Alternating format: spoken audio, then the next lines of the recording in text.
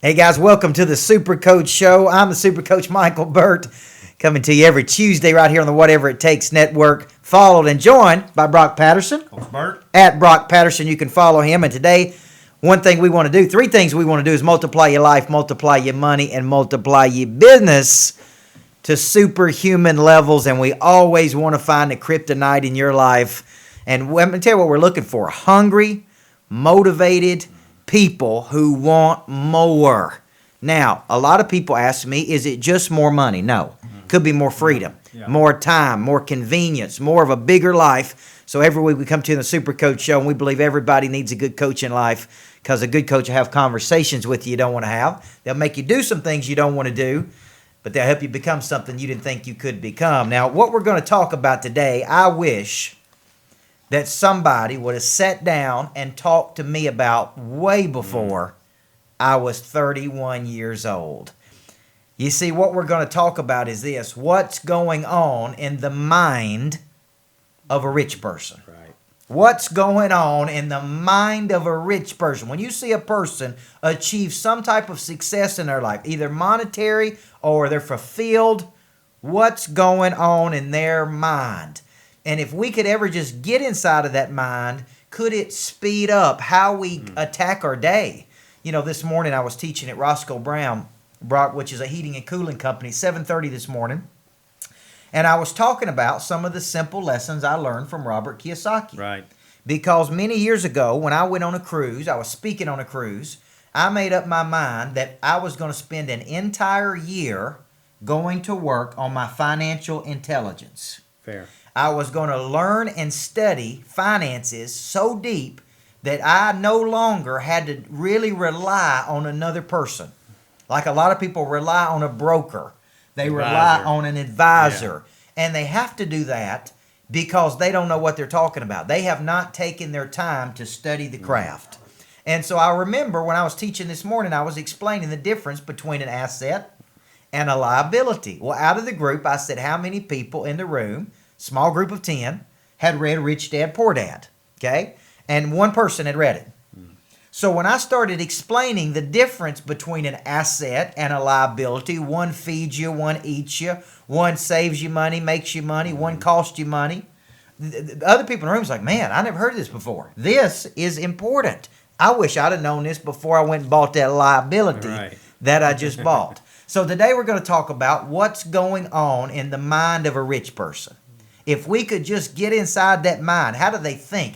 How do they attack opportunity? How do they bounce back from adversity in life? How do they take nothing and turn it into something? And so Kiyosaki used to say this, Brock, there's two kinds of money problems. One is you don't have enough, okay? And the other is you got too much and you don't know what to do with it. Now, which problem would you rather have? That's awesome. Now, here's the first thing people out there are going to say. Now, Brock, what's the first thing that a person out there is going to say as it relates to money? They're going to say what? What are you going to hear? I hear this all the time. Oh, well, I mean, the first thing that comes to mind for me is people are going to say money's the root of all evil. That's exactly right. That's my guess. Now, what is it? And if you study the Bible on that, it does not say money is the root of all evil. Yes. It says the love correct. of money Correct. Oh, yeah. is the root of all evil. Okay? Now, you're also going to hear this. Money's not that important. Money's not that. It's not important. It's not important. So I even put in my notes, if you have that belief, just go to the supermarket today and tell them you want to pay with some love for the food. Right. Tell when you go to get some gas, tell them that you want to pay with personality. Tell them that you got a good heart, that you want to. So I've never been a person that it's been all about money, because it's not. But money is important because it is the currency that the world recognizes. It recognizes it for a lot of reasons. There is no expansion many times without money. If you're running a nonprofit, there's no growth without money. Right. You know, and you say, well, so if you study every nonprofit in America, they have to have money. Businesses have to have money. So when you think about this, here's what I want you thinking about today. I want you thinking about this. how much could you advance the world when it comes to money? You look at what Bill Gates has done with money. Oh yeah, tremendous. It was Carnegie who said, I'm going to spend the first part of my life making a fortune and the second part of my life giving it all away. Gates he's tackling things like malaria. Yes. The eradication of malaria. And he would not have been able to do that if he hadn't created Microsoft and made all this money. So when you think about this, why do so many people struggle with this concept? Could it be that there's no financial education? Now, you got a son that's 12, 13 years old. You're right. He's in middle school. Right. What does he learn about money in school? First thing What does he come home and tell you? Oh, it's school. Well, you know what? Here's the great thing about it. And, I'm kind of excited about his school. Shout out to Open Middle School. He has a teen life class. Okay. So they had to choose careers. Yes. And he came home and he said, Dad, I'm real good, because he's done images for us. He gets graphic design. He said, I picked a marketing manager and my salary sucked, Dad. And he said, and I couldn't buy things. And you know what he had to do? He had to decide he wanted to buy like the Under Armour clothes and the Nike. And because his salary didn't warrant that, he said, Dad, I bought Target and Walmart clothes. Yeah. He goes, I had to because of my salary. Yes. So I do think there are some schools that are teaching this. Yes. But I don't think many are teaching their kids about financial responsibility. Well, and let me say this, okay? I'm 38 years old, and that may be the case today with your son, with my daughter. Right. It may be the case today that they are now starting to teach some financial education, but I'll be honest with you, when I was in school, there was little or no financial education. And that's been beat to death. It's a dead horse. I don't want to attack it today, but here's the deal. Teaching somebody to balance a checkbook but not make money to put in the checkbook is all screwed up somehow. Right. The hardest part is not balancing the checkbook. The hardest part is figuring out how to create enough value in the world that the world compensates you for that value in the form of money. Okay? And here's the deal. What I put in my notes when it comes to what's going on in the mind of a rich people, most of them don't even balance their checkbook. Most rich people don't balance their checkbook. You know what they do? They have other people to do it for them. They delegate out. Right. They play in their strength zone. Now, you may be here and you want to go there, and that's what we're going to talk about today because we got to get you in the mindset of a wealthy person. Wealth is not all tied up in money. So think of being rich and being wealthy as a mindset. It's an abundant mindset. It's a prosperity mindset. It's a mindset about how you move. But if you say, I want to make more money, it starts with how you attack the weak. So when we come back in segment number 2, here's what we're going to talk about. I'm going to give you some kryptonite right now, but when we come back, we're going to talk about the differences in how rich people see money and how poor people see money. Because here's the kryptonite you may have. And you mentioned it right out of the gate. Yeah. Your first problem is you've got a negative view of money. You've made up your mind that you've got a negative view of money, and there could be two things you're looking at. One, it's not important, or you think that those that make money are somehow evil or greedy or things like that. That if you've got that mindset today, that if you think, and I hear Randy Gage talk about it all the time, one negative mindset is we automatically look at a person who's wealthy and we think they're evil. Sure. Because we don't have what they have, whatever the case may be. That could be some kryptonite to you. We have to change how you see money today. When we come back in segment number 2, we're going to start tackling what's the difference between the mind of a rich person and the mind of a poor person. You're watching the Super Coach Show right here on Whatever It Takes Network. 2015 is the year of the monster. I'm talking about a legendary creature that combines multiple skill sets to dominate a market. You see, I got a new coaching program, and I'm looking for people who want to have a monster year. Once a month coaching program for 3 hours with other like-minded monsters in a structured environment with key measurable outcomes and lots of accountability. You see, the Monster Coaching Program is coming, and we've already got 22 monsters signed up. Will you be in the class? Are you somewhere else in the country? No worries. We'll be live streaming this with workshops every month online. You can come into Murfreesboro, Tennessee, where our monsters will be every single month for 3 hours. We also have two destination summits, one in New York City in April and one in Cabo San Lucas in the fall, and then a big celebration. If you're interested in being a monster, come on and join us. You get the Monster Producer Planner, you get the book, you get the app, and you get me coaching the heck out of you to be a legendary creature that combines multiple skill sets to dominate a market in 2015. Go to monsterproducer.com. 2015 Hey guys, is the welcome year back to the of the Super monster. Coach Show. Welcome back to the Super Coach Show. Today we're talking how rich people think. You know, I tried to figure out, Brock, why Kiyosaki's book Rich Dad Poor Dad was so popular. Mm-hmm. And for the life of me, here's what I figured out. It compares and contrasts the habits of rich people versus the habits of the poor and middle class. That's why 30 million people read the book. Because if you had children, the subtitles are simple. What's the rich teach their kids that the poor and middle class never did. So today we're talking how rich people think, what's going on in the mind of a wealthy person. This idea came to me a couple of years ago on a cruise, and I was studying financial IQ. I was out in the Eastern Caribbean. My mind was out to play, and I simply wrote down on a piece of paper what's going on in the mind of a wealthy person. Mm-hmm. Well, if I could get inside the top 10 people in our county, top 10 people on the planet, and spend time with those people, what would they tell me? And so today we're talking about a few things I think they would tell me, and then we're going to elaborate on it. So, Brock, think about how you're going to weigh in on each one of these. First one we heard from Jim Rohn. Sure. The great Jim Rohn philosopher who made a fortune in multi-level marketing and then speaking and writing books. He always said, profits are better than wages. Now, explain that to the viewer, because I had to hear that multiple times before I really even understood what he was talking about. Well, so I was like, what is he talking about? Profits are better than wages. Explain that. Well, you know, a company has profits, right? So they can be profitable if their revenue exceeds their expenses. Mm-hmm. And a household can do the same thing. You know, if your income, whether you're 1, 2, 3, how many you have in your household, exceeds your expenses, then you have net profit in your household. Mm-hmm. And so at that point, you can take that money, you can reinvest that money, you can save that money, but you can look at your family, and we do this in my family, we look at it like we've got a profit. Mm-hmm. It's a whole lot different mindset. Now, there's two ways to look at this. That's one way. Look at your family and run it as a business, right? Mm-hmm. I think also I want to take you and tell you a story about a player that I had named Morgan Harney now. She came to me one day and she said, Coach Burt, I want to be a trainer, an athletic trainer. She had 2 knee surgeries when she was in high school. She was deeply affected by her training experience, by her rehabilitation. She's gone to school to be a trainer. And I said, Morgan, great idea. Mm-hmm. Why don't you think about owning your own rehabilitation clinic? Now, you're going to start as a trainer. Right. You're going to start working for somebody else. But instead of being one trainer that works for somebody else, why not position yourself at some point, not in the beginning, to own the whole athletic training rehabilitation place? Right. Now, because this is how I think lots of rich people think.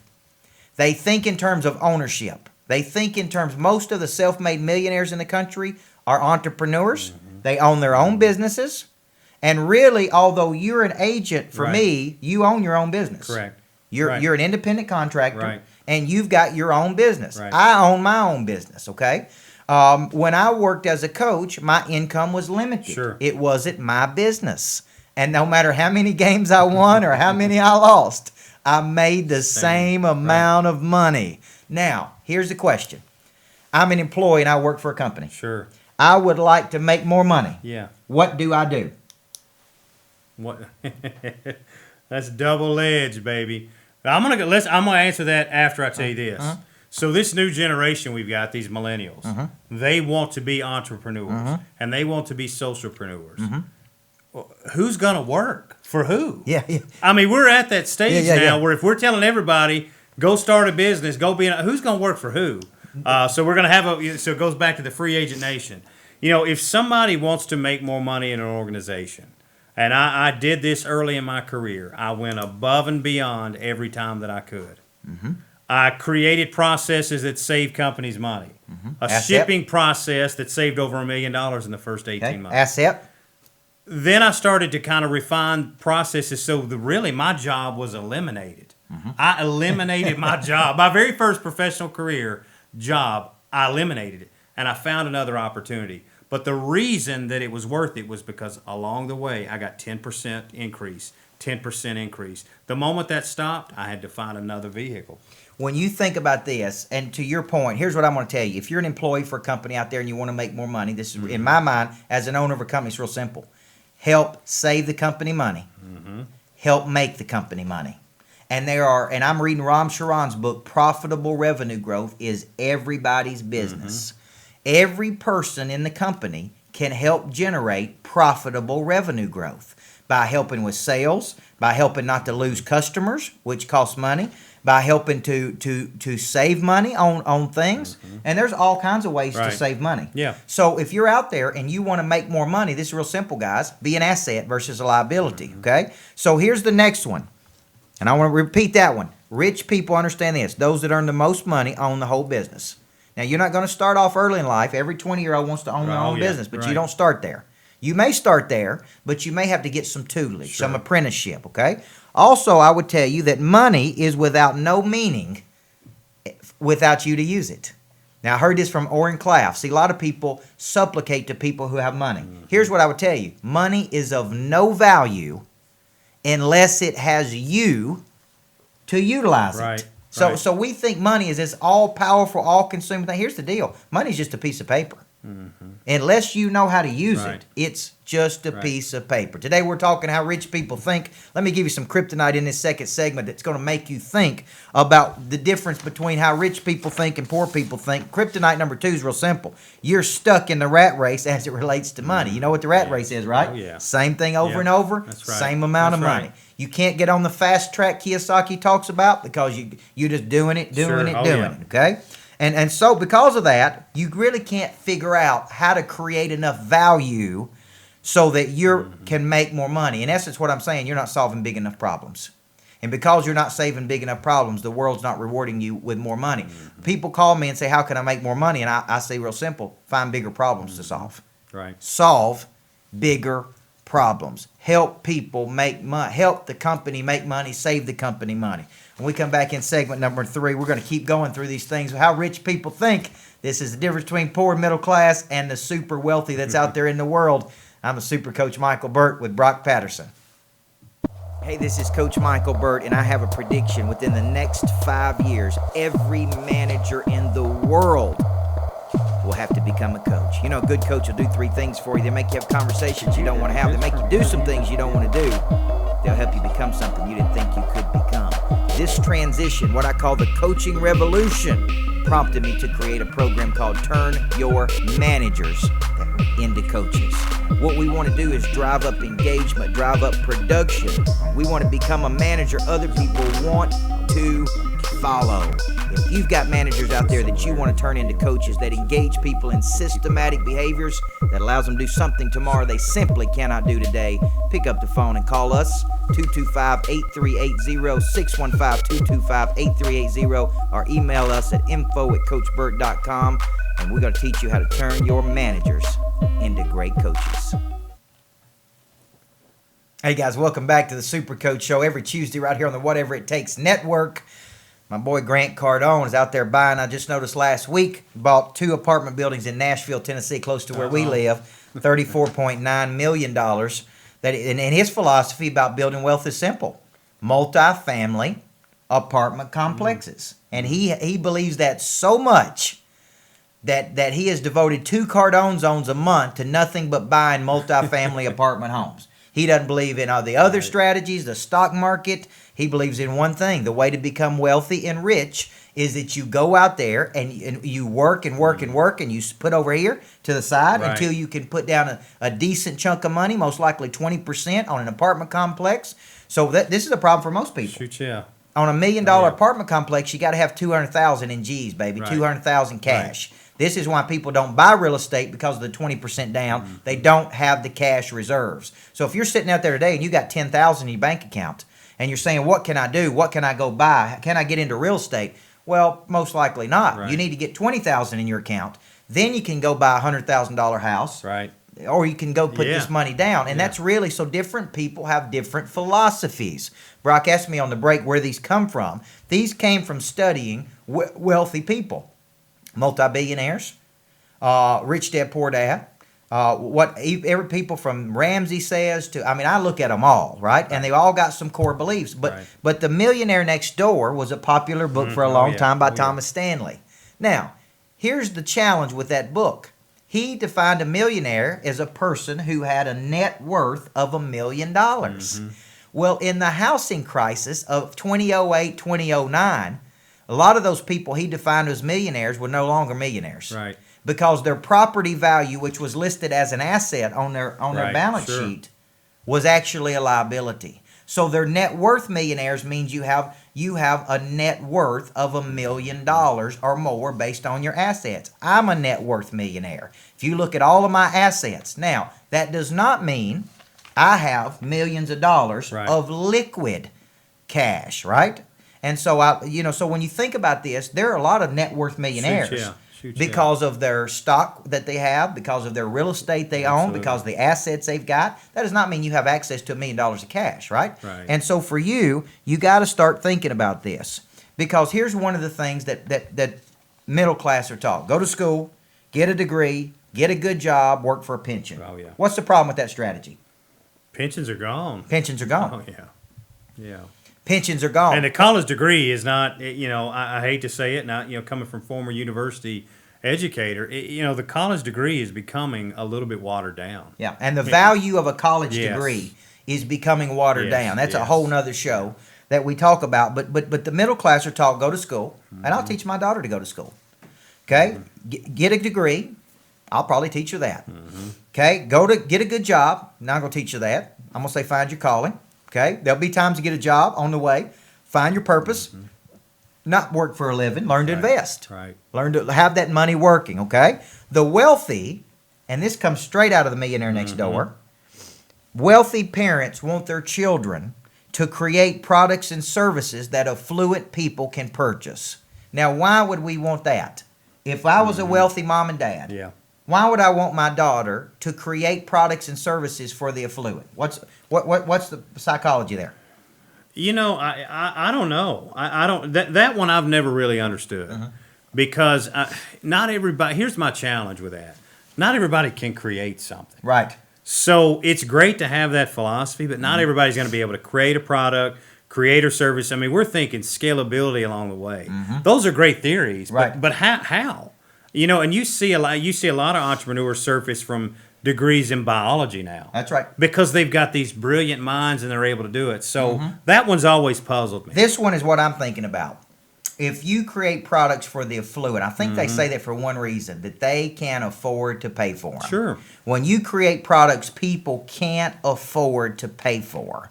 We have problems with people opting out of our coaching programs that are $200 a month. Well, let me show you this. That's a iPhone 6 Plus. It retails about $800. Yes. I guarantee you there's a lot of people with a $30,000 less salary that are buying that product. That's right. Right? That's right. That's right. So that one always puzzled me. All right, so that was out of the Millionaire Next Door, okay? Yeah. Here's one I know to be true. The wealthy purchase assets. The middle class and poor purchase liabilities. So when you understand an asset is something that adds, or it cash flows, or it appreciates in value. It does not subtract.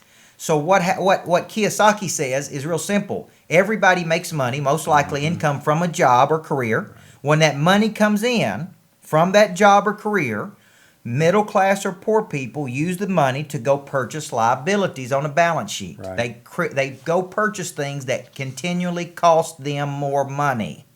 Wealthy people use the money to go buy something that can create more money. It could be create a business. It could be buy real estate. It could be invest in the market if they know what they're doing. But what he says is that when money comes in from wherever it comes in from, one class does this and one class does this. I would agree with that one, okay? The wealthy, let me give you one more. The wealthy design businesses that are scalable, repeatable, and teachable, that at some point they can remove themselves from if they choose to. Jim Ayers gets up and goes to work every single day at First Bank. He's 70 years old. He loves his work. He has a workplace of 650 employees. Right. And he owns a bank worth $2.2 billion of assets. He's probably worth over $600 to $700 million, but he gets up and goes to work every day. Does he have to? No. But he wants to. Now, he probably doesn't scrape the floors, and he probably doesn't clean the things, and he probably doesn't do this or that because he don't have to. Wealthy people look at designing a business that can be scalable, We talked about that on the Self-Created Billionaire. Right. They design scalable businesses. Now, let me give you some kryptonite on this one before we get into our final segment, because this is a mindset thing. Here's part of the problem. Your kryptonite's real simple. Your financial IQ is low. It could be low because you hadn't had any background in financial IQ. You weren't like Kiyosaki. You didn't have a rich dad. Okay? You didn't have somebody feeding into your life. I didn't have somebody feeding into my life when it come to money. So I didn't have any idea about money. I thought you got a salary, you paid taxes, you put a little retirement in. So at 31 years old, I said, man, there's got to be a better way. It's never too late to start. Oh, yeah. And so one of the kryptonites is your financial IQ is low and you're really just lazy. So you won't do anything about it. You won't go to the bookstore and buy a book. You won't pick up and you won't study from anybody. And because of this, you're really relying on other people. So you make money and you turn it over to somebody else. They could be a salesman or broker. Right. They're making a high commission. There's probably lots of fees that you don't even know about, and your wealth is eroding. The money you work so hard for is eroding. What if your pension gets crashed in the stock market, which happened to lots of people not long ago? Today we're talking how rich people think. We're watching a Super Coach show. We know this when we talk about money, it's a hot button. Lots of people out there in the world want to know how they can make their lives easier and better by having a little bit more greenback in their pocket so that they can go buy what they want and create a little bit easier life on themselves. We come back in the final segment. What's the difference between wealthy and middle class and poor, and how do they make different decisions? Hi, I'm Coach Micheal Burt. I'm the Super Coach. That's a cross between a former championship coach who has an entrepreneurial mind. You know, I started coaching at 15 years old, was coaching at a large high school at 19, and a head coach by 22. By 31, we'd won a championship in over 220 games for about an 80% winning record. Along the journey, I learned some key important things that can help you as a coach out there. I put most of that in a book called The Anatomy of Winning with Coach Rick Insale, 10-time championship coach and Hall of Fame coach. Also put it into a book called The Inspirational Leader, How to Be a Leader People Choose to Follow versus Have to Follow. And my very first book I wrote at 25 years old, Changing Lives Through Coaching, because I think a good coach can change your life. As coaches, guys, we want our players to get better. Here's my question to you. When's the last time you got better? Pick up a copy of any of my books at CoachBurt.com.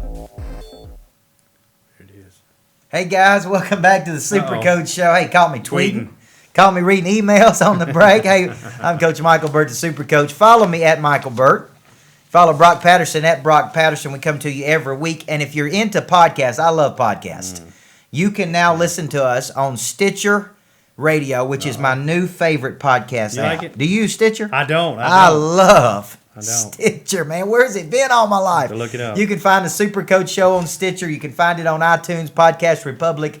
Every single week you can go there and get new content. And the Stitcher app is just so cool, I'm going to check it out. Past episodes. It gives a great selection. And we're now up on Stitcher Radio Super Coach. Go there and listen to this show every single week. We come into your life to multiply your life, multiply your money, multiply your business. Today we're talking what's going on in the mind of a rich person.